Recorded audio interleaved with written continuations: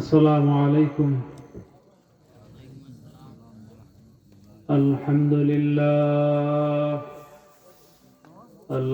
لله نحمده ونستعينه ونستغفره ونعوذ بالله من شرور أنفسنا فلا مضل له ومن يضلله فلا هادي له ونشهد أن لا إله إلا الله وحده لا شريك له ونشهد أن سيدنا وحبيبنا ووسيلتنا ومولانا محمد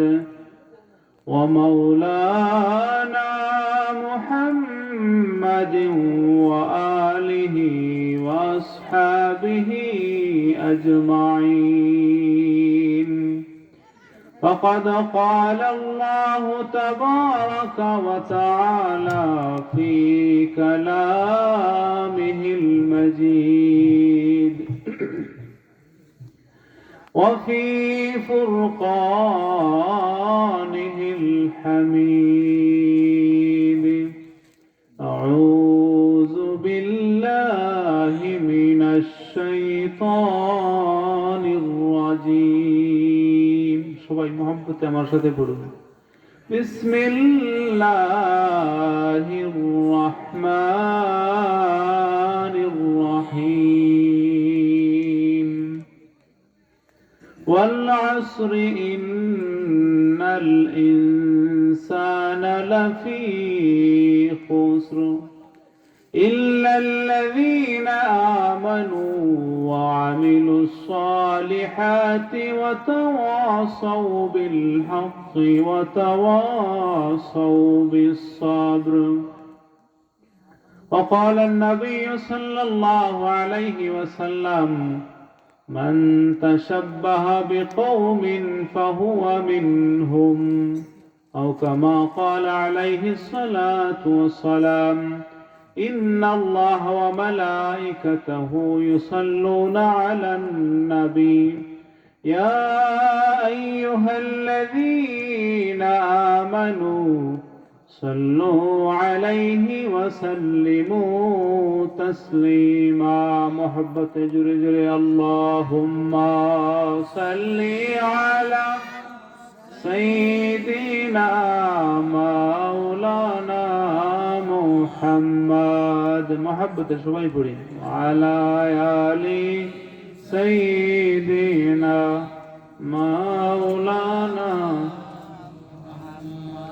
रहमत आलम जहां का सब उजाला कर दिया,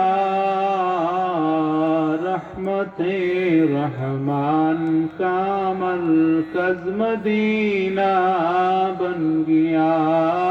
अल्लाहुम्मा सल्ली अला सय्यिदिना मौलाना मुहम्मद व अला आलि सय्यिदिना मौलाना। আমরা একটু আগায় গিয়ে বসি। লা ইলাহা ইল্লাল্লাহ, লা ইলাহা ইল্লাল্লাহ। সবাই আগে দিতে লা ইলাহা ইল্লাল্লাহ, لا إله إلا الله حسبي ربي جل الله، حسبي ربي جل الله ما في قلبي غير الله، نور محمد صلى الله لا إله إلا الله، حسبي ربي جل الله ما في قلبه غير الله، نور محمد صلى الله لا إله إلا الله، لا إله محمد رسول الله الحمد لله الحمد لله ثم الحمد لله আল্লাহ রাব্বুল আলামিনের বারগায়ে আলীর মধ্যে লাখ কোটি শুকরিয়া। আজকে ঐতিহ্যবাহী গ্রাম লহরি সগুসায়া ও মাঝপাড়ার উদ্যোগে আয়োজিত প্রতি বছরের ন্যায় 1 জানুয়ারি ইংরেজি নববর্ষের শুরুতেই আজকের এই মুবারক ইসালে সওয়াব উপলক্ষে ইসলামী সুন্নি মহাসম্মেলনের বর্তমান সভাপতি ইতিপূর্বেই বয়ান পেশ করেছেন আমাদের রাহবার উস্তাদুল উলামা শাইখুল হাদিস আল্লামা সমীর উদ্দিন সাহেব এবং আরো দিগর উলামায়ে কেরাম যারা বয়ান পেশ করেছেন এবং করবেন।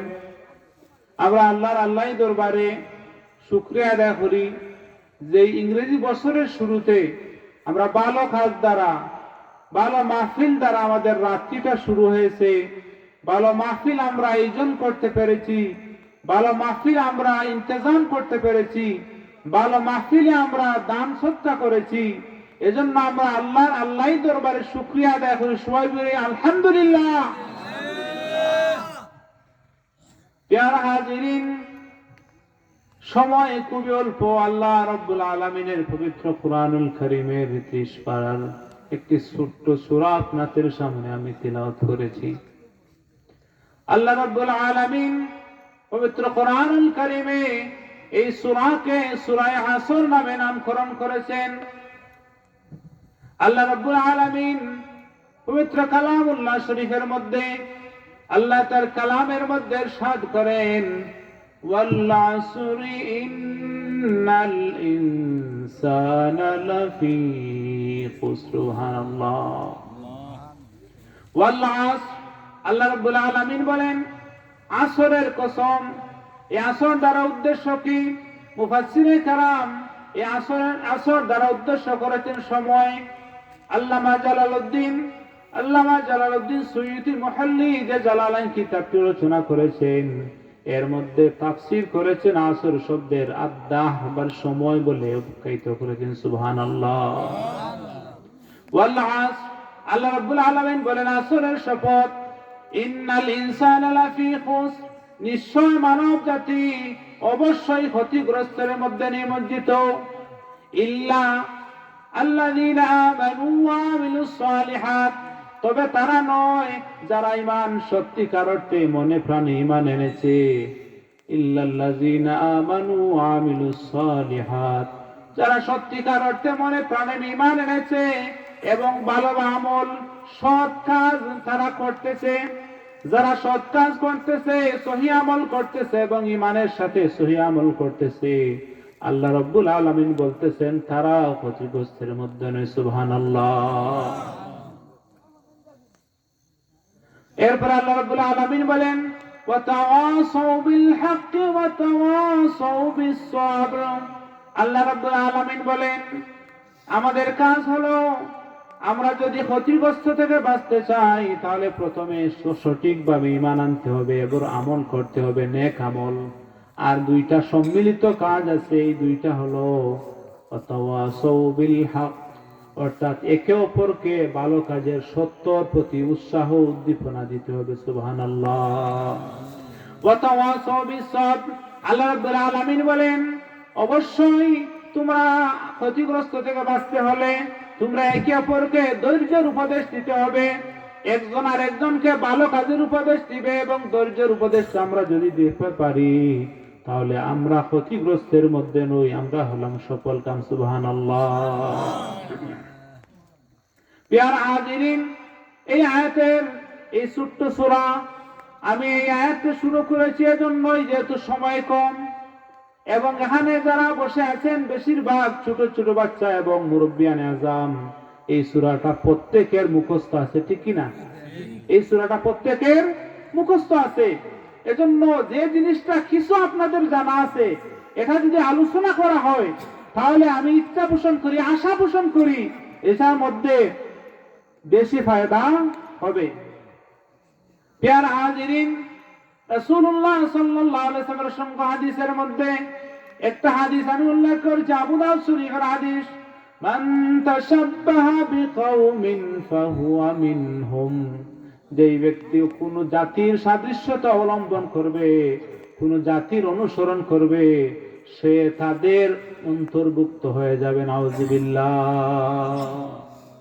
ইয়ার হাজিরিন, এই সূরা আসরের তাফসীরের মধ্যে মুফাসসির কেরাম দুইটা তাফসীর উল্লেখ করেছেন। একটা, এই আসর দ্বারা সময় উদ্দেশ্য, কারণ মানুষ মন্দ এবং ভালো কাজ করতে হলে সে সময় ছাড়া করতে পারে না। হয়তো তা অতীতকাল হবে, অথবা বর্তমান কাল হবে, অথবা ভবিষ্যৎ, ঠিক কিনা? ইয়ার হাজিরিন, আল্লাহ রাব্বুল আলামিন এই সূরা আসরের মধ্যে আসর দ্বারা, অন্য মুফাসসিরিন কেরাম এই আসর দ্বারা আসরের সময় উদ্দেশ্য করেছেন। এর আরেকটি কারণ হলো, আরবের যে সময় কোরআনুল কারীম নাযিল হয়েছিল, সেই সময় মক্কার কাফের মুশরিকরা এমনকি কিছু মুনাফিক মিলে দারুন নাদওয়া একটি বৈঠকখানা ছিল। এখানে তারা বিভিন্ন ধরনের সলাহ পরামর্শ করত। এই পরামর্শ সভা দারুন নাদওয়ার সংগঠিত হতো বেশিরভাগ সময় আসরের সময়। এজন্য আল্লাহ রাব্বুল আলামিন এই আসর বলে উল্লেখ করতেছেন, এই যে কাফের মুশরিকরা, তোমরা যদি এই দারুন নাদওয়ার মধ্যে ভালো এবং মন্দর আলোচনার মধ্যে যদি ভালো আলোচনা করো, তাহলে তোমাদের এটার মধ্যে কোনো ক্ষতি নাই। আর যদি মন্দ আলোচনা করো, আল্লাহ রাব্বুল আলামিন কাফির এবং মুশরিকদের দিকে ইঙ্গিত করে এটা জানিয়ে দিয়েছেন যে যদি কোনো কিছু পরামর্শ করতে হয়, তাহলে যেন তা মন্দ না হয়। মন্দ হলে অথবা সাবিল হাক্কি ওয়া সাবিস সাব থেকে আমরা চলে যাব, ইন্নাল ইনসানা লাফি খুসর, আমরা সেই সমস্ত মানুষের অন্তর্ভুক্ত হয়ে যাব যারা ক্ষতিগ্রস্তের মধ্যে নিয়োজিত। নাউযুবিল্লাহ। তাই আমরা যদি এমন কাজ করি, মন্দ পরামর্শ করি, দারুন ওয়াদা যেভাবে মুসলমানদেরকে নিশ্চিহ্ন করার জন্য মন্দ কথাবার্তা, মন্দ পরামর্শ, মন্দ মতামত পেশ করা হতো, মন্দ বৈঠক করা হতো, আল্লাহ রাব্বুল আলামিন এই দিকে ইঙ্গিত করেই ওয়াল আসরি শব্দটি কেন উল্লেখ করেছেন? সুবহানাল্লাহ। প্যারা হাজিরিন, এরপরের বিষয়টা হলো ইন্নাল ইনসানা লাফি খুসর। আল্লাহ রাব্বুল আলামিন ফি খুসর বলেন নাই, লাম তাকিদ। আমাদের মাদ্রাসার ছাত্র যারা এখানে বুঝবে, লাম তাকিদ, এখানে তাকিদ মানে গুরুত্ব সহকারে আল্লাহ রাব্বুল আলামিন বলতেছেন ইন্নাল ইনসানা লাফি খুসর। মানুষ অবশ্যই ক্ষতির মধ্যে নিমজ্জিত, মানুষ অবশ্যই ক্ষতির মধ্যে নিমজ্জিত। ইল্লা, তবে এরা নয়, আল্লাযীনা আমানু, যারা ঈমান এনেছে। ঈমানদার তো আলহামদুলিল্লাহ আমরা সবাই, আলহামদুলিল্লাহ, এই বিষয়ে লম্বা আলোচনার প্রয়োজন নাই।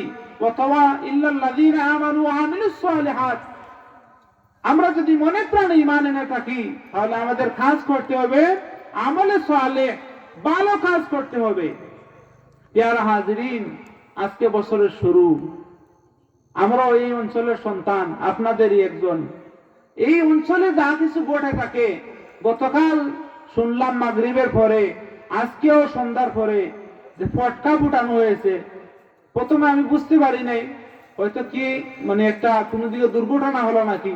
কিন্তু আজকে এবং গতকালের এই ঘটনাকে সামঞ্জস্য করে আমি বুঝলাম যে আমাদের মুসলমান ছেলেমেয়েরা এখানে নতুন 2024 সাল চলে গেছে, তারা ফটকা ফুটিয়েছে, আতশবাজি করে এটাকে বিদায় দিয়েছে। আজকে মাগরিবের পরে ফুটানো হয়েছে, আতশবাজির মাধ্যমে এই নতুন বছরকে বরণ করা হয়েছে। এটার মধ্যে কোনো কল্যাণ আছে? নাই। আমার এই না বুঝতেওয়ালা যুবক ভাইয়েরা, আমার এই না বুঝতেওয়ালা তরুণ ভাইয়েরা, আমার এই না বুঝনেওয়ালা উঠতি বয়সী ভাইয়েরা, আল্লাহ রাব্বুল আলামিনের কথায় তারা ক্ষতিগ্রস্ত না লাভের মধ্যে আছে? বলেন তো, ক্ষতিগ্রস্ত। ইন্নাল ইনসানা লাফি খুসর, আল্লাহ রাব্বুল আলামিন বলেন নিশ্চয় নিশ্চয় মানুষ জাতি ক্ষতিগ্রস্তের মধ্যে নিমজ্জিত, যদি তারা আমলে সালেহ না করে। এই যে নতুন বছর আসছে বা একটি বছর বিদায় নিল, এখানে আমাদের করণীয় কি? ভবিষ্যতের হিসাব নিকাশ করতে হবে যে আমরা কতটুকু এই গত বছর কার প্রতি জুলুম করেছি, কার প্রতি অন্যায় করেছি, কার প্রতি মিথ্যা সাক্ষ্য দিয়েছি, কখন আমি ঘুষের মধ্যে নিমজ্জিত হয়েছি, কখন আমি সুদের মধ্যে নিমজ্জিত হয়েছি, কখন আমি নামাজ পরিত্যাগ করেছি, এসব হিসাব করতে হবে আপনার। প্যারা হাজিরিন, আজকে নেটের দুনিয়া, আমাদের উঠতি বয়সী যুবক ভাইয়েরা, আমাদের উঠতি বয়সী যুবক তরুণ ভাইয়েরা তা না জেনে না বুঝে এসবের মধ্যে নিমজ্জিত হচ্ছে। এটা অবশ্যই ইহুদিদের এবং খ্রিস্টানদের একটি কালচার, ঠিক কিনা? প্যারা হাজিরিন, এজন্য আজকে বছর চলে গেল 2024, নতুন বছর আসে 2025 সাল। আলহামদুলিল্লাহ যে আপনারা যে কাজ করেছেন এটা আপনাদের জন্য একটি উত্তম কাজ। এই এলাকার মুন্দিগানদের আজ খুশির দিন, কারণ ঈসাই সব হচ্ছে। তাদের খবরের মধ্যে যদি আযাব হয়ে থাকে, হয়তো আল্লাহ রাব্বুল আলামিন এই আল্লামা সমীরউদ্দিন সাহেবের মতো, আল্লামা সিরাজুল ইসলাম ফারুকী সাহেবের মতো মুহাক্কিক আলিমদের পদচারণায় তাদেরকে আল্লাহ রাব্বুল আলামিন গুনাহকে উপশম করে, তাদের গুনাহটাকে আল্লাহ রাব্বুল আলামিন মাফ করে দিয়ে তাদের খবরের গারাকে জান্নাতের বাগান হিসেবে ঘোষণা দিয়ে দিতে পারেন, ঠিক কিনা?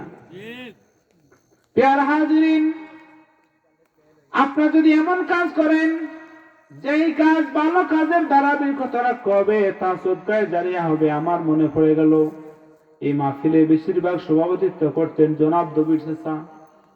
আল্লাহর বান্দা, এই মাহফিল শুরু থেকেই একদম এই আমার মনে আছে, প্রায় বছর তো আমরা আসি এখানে, আপনারা আমাদেরই আর আমিও আপনাদের এখানে দবির চাচাকে দেখেছি যে উনি মুরব্বিয়ানদেরকে নিয়ে এই মাহফিল কিভাবে কায়েম রাখা যায় আমৃত্যুটা চিন্তা করেছেন। আজকে কি এই দবির চাচার মতো অন্যান্য যারা ইন্তেকাল বরণ করেছেন যে কোনো ভাবেই, হয়তো আমি অনেকের নাম জানি না, এরা কি সওয়াব পাবে না? প্যারা হাজিরিন, এজন্য ভালো কাজ যদি করে দেন তাহলে আপনি একটি নেকি আপনার আমলনামার মধ্যে চলে যেতে থাকবে। আর মন্দ কাজের সূচনা যদি করেন এবং বিভিন্ন হ্যাপি নিউ ইয়ার বলে আতশবাজি করেন, ফটকা ফুটান, আর এটা আপনার আরেক ভাই অনুসরণ করে, তাহলে আপনি নিজে ফটকা ফুটানোর মাধ্যমে যেভাবে গুনাহ হচ্ছে, আরেকজন ভাই, আরেক ছোট ভাই, আরেক তরুণ ভাই, আরেক যুবক ভাই আপনাকে অনুসরণ করার মধ্যে সেই একটি গুনার বাগীও আপনি হয়ে যাচ্ছেন, ঠিক কিনা? প্যারা হাজিরিন, এজন্য আমার যুবক ভাইদের ফায়দারে বলবো, ভাইরা আমার, আমরা কখনোই এই হ্যাপি নিউ ইয়ার এবং বিভিন্ন ধরনের উপলক্ষে আমরা অনুইসলামিক কাজ করব না। যদি দিবস পালনের ক্ষেত্রে ইসলামের দ্বিমত আছে, দিবস যে কোনো দিবস, যেমন জন্ম দিবস অনেক আছে না, আমাদের অনেক আত্মীয় স্বজন আমেরিকা লন্ডন থাকেন, এখানে culture happy birthday to you এভাবে বলে, বিভিন্ন ধরনের কেক কাটা হয়, এরপরে হ্যাপি বার্থডে অমুক ভাইয়ের জন্মডে এভাবে বলে, এটা ওপেন ভাবে এই ধরনের প্রোগ্রাম যেগুলো আছে, অনিসলামিক কালচার, অপসংস্কৃতি আজ ঘরে ঘরে হচ্ছে কিনা? প্যারা হাজিরিন, আমাদের ঘরে ঘরে যদি এগুলো হয়ে থাকে, আপনার সন্তান জন্মগ্রহণ করেছে, 1 বছর পূর্ণ হয়েছে, আপনি চিন্তা করেন, রে বাবা, আমার সন্তানকে আজ 1 বছর পূর্ণ হলো, আমি কি শেখাতে পেরেছি? আমি আল্লাহর তরিকা অনুসরণ করে তাকে আমি আল্লাহর দ্বীন শিক্ষা দিতে পারছি কিনা? না হলে কাল কিয়ামতের মাঠে সন্তান আপনার জাহান্নামে যাওয়ার কারণ হয়ে যাবে। প্যারা হাজিরিন, যখন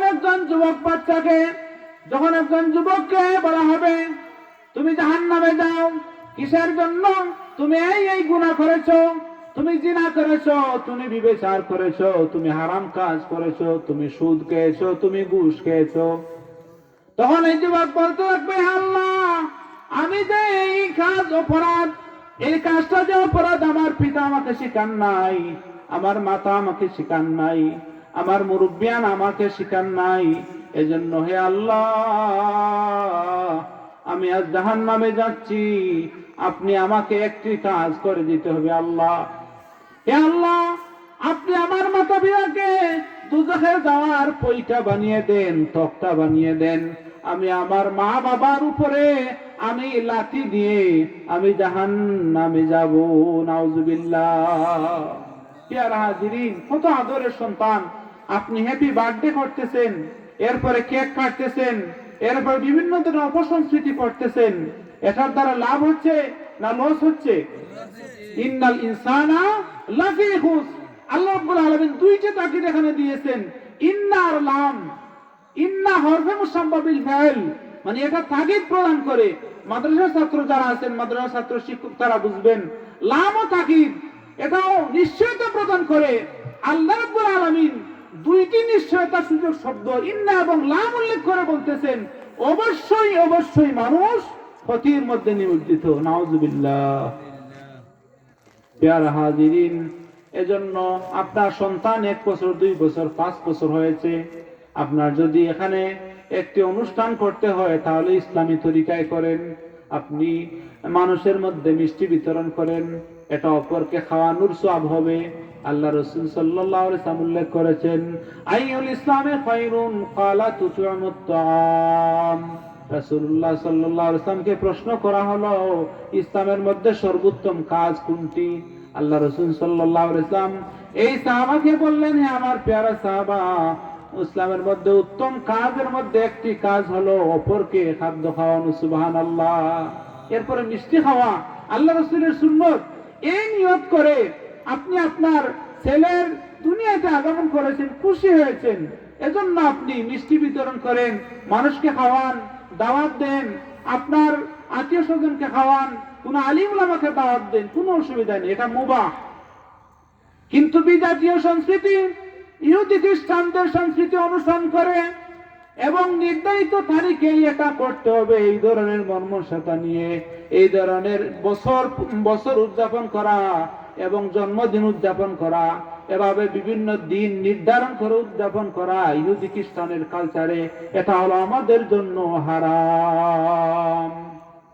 প্রিয় হাজিরিন, এজন্য আমি আমার যুবক ভাই, আমার এলাকার মুরব্বিয়ানে কেরাম, আপনারা কত আদর করে, কত কষ্ট করে, অনেকে আছে মোমবাতি জ্বালান, নাউজুবিল্লাহ। দিনের আলোতে মোমবাতি কিসের জন্য জ্বালাবেন? এগুলো অপসংস্কৃতি, এটা অবশ্যই পরিত্যাগ করতে হবে। এজন্য আল্লাহ রাব্বুল আলামিন পরবর্তী আয়াতের মধ্যে উল্লেখ করেছেন, ওয়াতাওয়াসাউ বিল হাক্কি ওয়াতাওয়াসাউ বিস সাবর, সুবহানাল্লাহ। প্রিয় হাজিরিন, দয়া করে বলবো, আমার যুবক ভাইয়েরা, আজ যারা পটকা ফুটিয়েছো, ইহুদি খ্রিস্টানের কাজ করেছো, গতকাল যারা বিদায় দিয়েছো 2024 ইহুদি খ্রিস্টানের কাজ করেছো, ভাইয়েরা আমার, না বুঝে এই কাজটি করেছো, আর কখনো করবা না, এই ওয়াদা করো। আর যেখানে কেউ বুঝি বসে থাকো, অথবা মাইকের আওয়াজ যত দূর যাচ্ছে, এই কথাগুলো আমাদের খানা যদি যায়, তাহলে আমরা যেন এই বার্থডে, হ্যাপি বার্থডে নামে, হ্যাপি নিউ ইয়ারের নামে, হ্যাপি ম্যারেজ ডের নামে আমরা যেন অপসংস্কৃতি চর্চা না করি, আমরা যেন ইসলামী সংস্কৃতির মাধ্যমে এটাকে উদযাপন করি। আল্লাহ তাআলা আমাদেরকে তৌফিক দান করুন, সবাই বলি আমিন। এটা মন্দ কাজের কথা বললাম। ওয়াতাওয়াসাউ বিল হক, সত্য একজন আরেকজনকে, এই যে সূরা, এই সূরা সম্পর্কে আল্লাহ রাসূলের সাহাবী হযরত, এই কোন সাহাবীর নামটা ভুলে গেছি আমি, এই সাহাবী বলতেন, হযরত মুআয ইবনুল আস রাদিয়াল্লাহু তাআলা আনহু, তিনি বলতেন, এই সূরা নাজিল হওয়ার পরে, অন্য কোন সাহাবীর সাক্ষাৎ হওয়ার পরে উনি আমাকে সূরা আসর না শুনিয়ে আমরা পৃথক হতাম না, সুবহানাল্লাহ। কারণ এর মধ্যে কি ভালো কাজের উৎসাহিত করা আছে। ওয়াতাওয়াসাউ বিল হক, সত্যের প্রতি একজন আরেকজনকে উৎসাহিত করা আছে। ওয়াতাওয়াসাউ বিস সাবর, এবং ধৈর্যের প্রতি একজন আরেকজনকে উৎসাহ দেওয়া আছে, সুবহানাল্লাহ। এখন আমরা আসি ওয়াতাওয়াসাউ বিল হক ওয়াতাওয়াসাউ বিস সাবর। এই সূরার মধ্যে ক্ষতি থেকে বাঁচতে হলে 4টি কাজ করতে হবে। কয়টি? প্রিয় হাজিরিন, প্রথম কাজ হলো ইমানদার হওয়া, দ্বিতীয় কাজ হলো আমলে সালেহ করা, 2টা ব্যক্তিগত, আর আরো 2টা কাজ হলো সমষ্টিগত, একজন আরেকজনকে সত্যের উপদেশ দেওয়া এবং একজন আরেকজনকে ধৈর্যের উপদেশ দেওয়া, সুবহানাল্লাহ। প্রিয় হাজিরিন, আমি যে একটি আমল বলে আমার কথা এখানে শেষ করে নিব। আল্লাহ রাব্বুল আলামিন পবিত্র কোরআনুল কারীমের এই সূরার মধ্যে আমলের কথা বলেছেন। এজন্য আমরা মাগরিবের পরে একটি সূরা তিলাওয়াত করেছেন, আপনারা সূরাতুল ওয়াকিয়া।